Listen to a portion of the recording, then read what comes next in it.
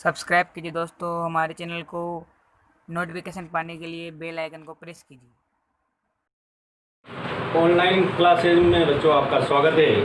आज हम 9th class में सामाजिक विज्ञान में लेसन नंबर 3 चुनावी राजनीति, चुनाव क्यों आवश्यक है और इसके लोकतंत्र जो है उसमें क्या मायने हैं, चुनाव की आवश्यकता क्यों है लोकतंत्र वाले देश में, और चुनाव को लोकतांत्रिक मानने का आधार क्या है।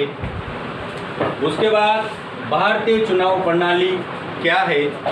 इन सब बिंदुओं के बारे में आज हम इस वीडियो में अध्ययन करेंगे। सबसे पहले है चुनाव से क्या तात्पर्य है। चुनाव से क्या तात्पर्य है? चुनाव एक नियमित अंतराल पर जनता द्वारा अपने प्रतिनिधियों को चुनने की एक प्रक्रिया है। एक बार और सुन ले आप इसकी डेफिनेशन। चुनाव एक नियमित अंतराल पर जनता द्वारा अपने प्रतिनिधियों को चुनने की एक प्रक्रिया है, उसे ही हम चुनाव प्रक्रिया कहते हैं। अब उसके बाद यूँ है कि चुनाव की आवश्यकता क्यों पड़ती है, क्योंकि लोकतांत्रिक देश को चलाने के लिए किसी एक को चुनना ही पड़ेगा अपन को। किसी भी समाज, किसी भी पार्टी को एक चुन के बैठाना ही पड़ेगा और चुनना ही पड़ेगा, क्योंकि अपन सारे समाज और सारे लोग मिलकर अपन सारे शासन नहीं कर सकते हैं। इसलिए अपन को चुनाव प्रक्रिया जरूरी है। चुनाव की आवश्यकता क्यों है, अगला जो पॉइंट है अपना, चुनाव की आवश्यकता क्यों है, चुनाव क्यों आवश्यक है हमारे लिए। तो पहला पॉइंट देखिए आप इसमें, जनता को अपनी पसंद के प्रतिनिधि को चुनने के लिए चुनाव प्रक्रिया जरूरी है। क्या है? जनता को अपनी पसंद के प्रतिनिधि को चुनने के लिए चुनाव प्रक्रिया जरूरी है, क्योंकि जनता को अपने मनपसंद जो प्रतिनिधि होता है वो चुनने का पूरा हक है, और उसके लिए चुनाव प्रक्रिया जरूरी है। दूसरा है, समय के अंतराल के बाद उन प्रतिनिधियों को हटाने के लिए भी चुनाव सबसे जरूरी है। उन प्रतिनिधियों को हटाने के लिए जिनको जनता पसंद नहीं करती, ये दूसरी आवश्यकता है अपनी। मान लो 5 साल बाद जैसे ही चुनाव आते हैं तो अपन को जो प्रतिनिधि पसंद नहीं है उसको हटाना ही पड़ेगा, तो उसके लिए चुनाव आवश्यक है। तो दूसरा पॉइंट, दूसरी आवश्यकता ये है हमारी कि जो जनता को पसंद नहीं है उसको, उस प्रतिनिधि को हटाने के लिए हमें चुनाव प्रक्रिया जरूरी है। उसके बाद किस का चुनाव करें, हम किसका चुनाव करें और उसमें क्या क्वालिटी, क्या योग्यता होनी चाहिए जिसका हम चुनाव कर सके, वो कौन सा प्रतिनिधि होना चाहिए जिसका हम चुनाव कर सके। तो पहला पॉइंट सुनिए, उसमें वे अपने लिए कानून बनाने वाले का चुनाव कर सकते हैं।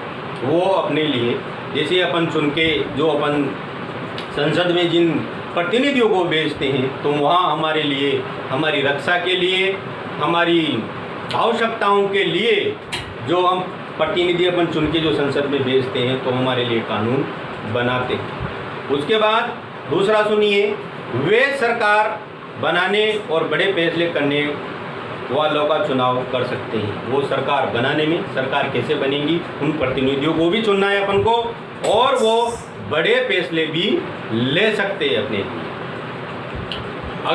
अगला सुनिए, वे, देखो बच्चों आगे देखिए, चुनाव क्यों आवश्यक है और अपन किस का चुनाव कर सकते हैं उसके बारे में अपन पढ़ रहे थे। वे अपने लिए कानून बनाने वाले का चुनाव कर सकते हैं। दूसरा है, वे सरकार बना सकते हैं और सरकार में बड़े फैसले ले सकते हैं। उसके बाद वे सरकार और उसके द्वारा बनाने वाले कानूनों का दिशा निर्देश और उनकी पार्टी का चुनाव कर सकते हैं। वे अपनी सरकार और कानूनों का दिशा निर्देश और उनकी पार्टी का चुनाव कर सकते हैं। तो अपन किस किस का चुनाव कर सकते हैं, ये अपने तीनों पॉइंट पढ़े। अब लोकतंत्र में चुनाव का क्या मायने हैं, क्या आधार रखता है, उसके बारे में आप सुनिए। पहला, हर किसी को मताधिकार प्राप्त हो। जो 18 साल से ऊपर है, जो एक्स मताधिकार है, उन सभी को वोट देने का अधिकार हो। आगे देखिए बच्चों, चुनाव का लोकतंत्र में क्या आधार है, क्या मायने हैं, उसके बारे में देखिए। हर किसी व्यक्ति को वोट देने का पूरा पूरा अधिकार, सभी व्यक्तियों को जो 18 साल से ऊपर है, जो अपनी उम्र तय कर रखी है, उसके बाद अपन को वोट देने का पूरा पूरा अधिकार। उसके बाद प्रत्येक मत का समान मूल्य हो, प्रत्येक मत जो है उसका समान मूल्य हो, उसमें कोई भेदभाव नहीं होना चाहिए। उसके बाद चुनाव में विकल्प उपलब्ध हो, और चुनाव में विकल्प होना चाहिए, एक ही नहीं कि भाई एक कोई वोट देना है, ऐसा नहीं है। सभी विकल्प होना चाहिए, मताधिकार के पास विकल्प होना चाहिए कि भाई इसको नहीं, उसको जो अच्छा है, उस जो जिसको लाइक करता है, जिसको पसंद करता है, उसी को चुनाव कर सके, उसी को वोट दे सके। उसके बाद है लोग जिसे चाहे वास्तव में चुनाव उसी का हो। अगला जो पॉइंट है अपना, लोग जिसे चाहे, जिसे पसंद करें, चुनाव उसी का होना चाहिए। उसके बाद है चुनाव स्वतंत्र और निष्पक्ष ढंग से कराए जाए। चुनाव की प्रक्रिया ऐसी है जो बिना स्वार्थ के और निष्पक्ष, जो किसी भी पक्ष विपक्ष के इसमें नहीं हो, और स्वतंत्र रूप से चुनाव कराए जाए। लोकतंत्र में यही मायने है, यही आधार है चुनाव का।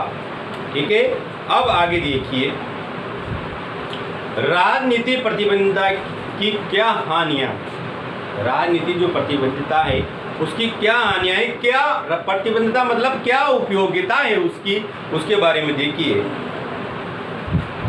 राजनीतिक पार्टियों के बीच और उम्मीदवारों के बीच, दोनों के बीच देखिए क्या उपयोगिता होनी चाहिए उनकी। राजनीतिक पार्टियों के बीच और उम्मीदवारों के बीच में क्या उनकी भूमिका होनी चाहिए। पहला पॉइंट सुनिए उसमें, इससे हर बस्ती और हर घर में बंटवारे जैसी स्थिति हो जाती है। जो हानियां हैं, प्रति उपयोगिता है, उसमें क्या होता है, हर घर में अपन जैसे घर में 2 भाई हैं तो वो भी अलग अलग पार्टियों में चले जाते हैं।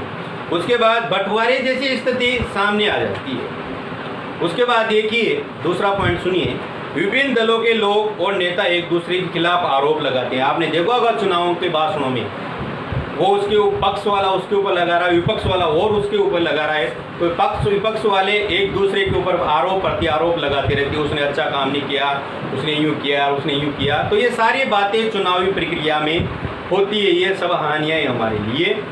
उसके बाद अगला पॉइंट सुनिए आप, पार्टियों और उम्मीदवारों को जीतने के लिए हर तरह के हड़तंगे धन और बल का प्रयोग आदि अपनाते हैं। आपने देखा होगा बहुत से पैसे बंटवाते हैं, वो क्या करता है, कोई कौन सी गिफ्ट बंटवाता है, गुप्त रूप से ये चलते रहते हैं, धन भी बंटवाते हैं। तो ये सारे पार्टियां और उम्मीदवार जो होते हैं, ये सारे हथकंडे वो चुनावी प्रक्रिया में अपनाते हैं, आपको सबको पता है। उसके बाद ये तो हुई हानियाँ 3, और उसके बाद उपयोगिता से प्रतिबद्धता से लाभ क्या क्या है। जो चुनावी प्रतिबद्धता मतलब उपयोगिता, उसे हानियां बताई मैंने 3। उसके बाद आप इसके लाभ देखिए, लाभ क्या क्या है। पहला लाभ देखिए इसका, इसके माध्यम से ही जनता लोगों की सेवा करने वाले राजनेताओं को चुन सकती है। चुनावी प्रक्रिया से क्या लाभ है, पहला देखिए, इसके माध्यम से ही हम उस जनता उस उम्मीदवार को चुन सकती है ये जो सेवा कर सके, जो राजनेता सेवा कर सके, लोगों को पूरी पूरी योजनाओं का लाभ दिला सके, उस राजनेता का अपन चुनाव कर सकते हैं। उसके बाद दूसरा लाभ देखिए आप, राजनीतिक प्रतिबद्धता से राजनीतिक दल और इसके नेता लोगों की सेवा के लिए बाध्य होते हैं। चुनाव खत्म होने के बाद जैसे वो राजनेता चुन के आते हैं तो पूरी तरह से बाध्य हो जाते हैं कि उनको अब लोगों की बात माननी ही पड़ेगी।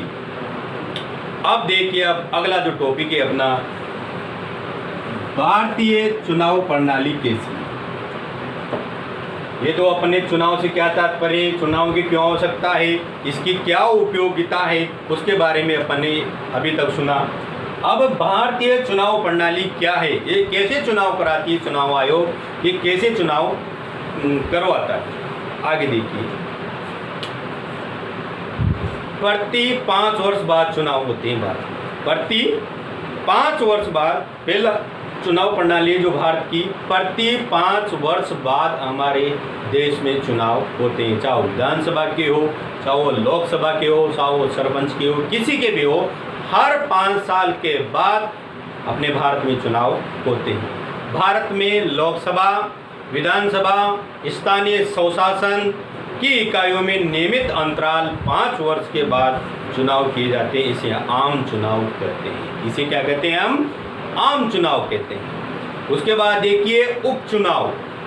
कई बार सिर्फ एक ही क्षेत्र में चुनाव होता है, आपने अभी देखा होगा, कई बार एक ही क्षेत्र में चुनाव होता है। जो किसी सदस्य की मृत्यु या इस्तीफे के खाली होता है उसे उपचुनाव कहते हैं। आपने बहुत सी बार ये घटनाएं, ये प्रतिक्रियाएं देखी होगी कि 5 साल के पहले ही या किसी राजनेता की अगर मृत्यु हो जाती है या वो अपने पद से इस्तीफा दे देता है तो उसके बाद दोबारा उपचुनाव कराए जाते हैं। उसके बाद अगला देखिए, चुनाव क्षेत्रों का निर्धारण। तीसरा जो पॉइंट है इसमें, भारतीय चुनाव प्रणाली में चुनाव क्षेत्रों का निर्धारण।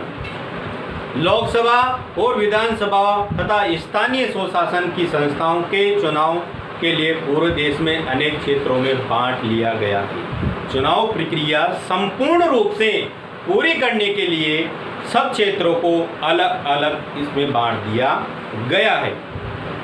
हर चुनाव क्षेत्र में मतदाताओं की संख्या काफ़ी हद तक एक समान रखी जाती है। हर मतदाता की, पर इसमें क्षेत्रों में तो अपन ने बांट दिया, पर हर मतदाता की संख्या हद तक एक समान ही रखी जाती है। उसके बाद चौथा पॉइंट सुनिए आप, आरक्षित निर्वाचन क्षेत्र। जो आरक्षित जो क्षेत्र रहते हैं उनके बारे में सुनिए। हमारे संविधान में कमजोर वर्गों, जो कमजोर वर्ग है हमारे संविधान में, इसके पहले वाला जो पार्ट पढ़ा था अपन ने संविधान निर्माण, उसमें स्पष्ट रूप से कहा गया है हमारे संविधान में जो कमजोर वर्ग वाले जो लोग हैं, अनुसूचित जाति, अनुसूचित जनजातियों के लिए आरक्षित निर्वाचन क्षेत्र विशेष व्यवस्था का भी प्रावधान किया गया है। हमारी जो जनजातियां हैं, विशेष जनजातियां, अनुसूचित जनजातियां, कमजोर वर्ग, उन सब के लिए आरक्षित निर्वाचन क्षेत्र की व्यवस्था भी पूरी तरह से की गई है। उसके बाद देखिए आप, मतदाता सूची का निर्माण। 5वां पॉइंट जो है आपका, मतदाता सूची का निर्माण। लोकतांत्रिक चुनाव में मतदाता की योग्यता रखने वालों की सूची चुनाव काफ़ी पहले तैयार कर ली जाती है। अब किस किस को चुनाव लड़वाना, ये पार्टियां पहले ही तय कर लेती है कि कैसे चुनाव लड़वाना है, हर किसी को दे दी जाती है। इस सूची को मतदाता सूची कहते हैं। इस सूची को क्या कहते हैं? मतदाता सूची। आपने देखा होगा आपके क्षेत्र में मतदाताओं की पहले सूची आ जाती है, नहीं आती के फिर उसमें देख देख के अपन को वहाँ वोट डालने पड़ते हैं। पहले सूची आ जाती है अपने मतदाताओं की। उसमें आते हैं हमारे देश में 18 वर्ष या उसके ऊपर, 18 वर्ष के वयस्क मताधिकार उसे बोला जाता है। 18 वर्ष के ऊपर या उसके ऊपर वाले सभी नागरिकों को अपना मत देना, अपना वोट देने का पूरा अधिकार है। सभी सक्षम मतदाताओं की नाम मतदाता सूची में व्यवस्था करना सरकार की जिम्मेदारी है। उसके बाद हर 5 वर्ष में मतदाता की सूची पूर्ण नवीनीकरण की जाती है। जो 5 वर्ष में जो 18 साल के ऊपर हो जाते हैं उनकी दोबारा सूची निकालती है गवर्नमेंट पे, सरकार की ये भी जिम्मेदारी है। उन मतदाताओं को जोड़ती है जो 5 साल के अंदर 18 साल से ऊपर हो गए हों। जैसे पहले वाले चुनाव में अगर वो 18 साल से नीचे हैं तो फिर अगले चुनाव में उनको वो, अगले जो चुनाव आते हैं तो उनमें 18 साल के ऊपर वाले जो व्यक्ति हैं उनको चुनाव सूची में, मतदाता सूची में जोड़ लिया जाता है। पिछले कुछ वर्षों से चुनाव में फोटो, पहचान पत्र कि नई व्यवस्था लागू की गई है ताकि फर्जी मतदाताओं को रोका जा सके। ये भी प्रक्रिया लागू की है कि चुनाव में अपना जो पहचान पत्र है या आधार कार्ड है, कुछ भी हो अपने पहचान का, अब तो उसको लागू किया गया है ताकि फर्जी जो मतदाता जो फर्जी मत वोट डालते थे उनको रोका जा सके। अब आगे देखिए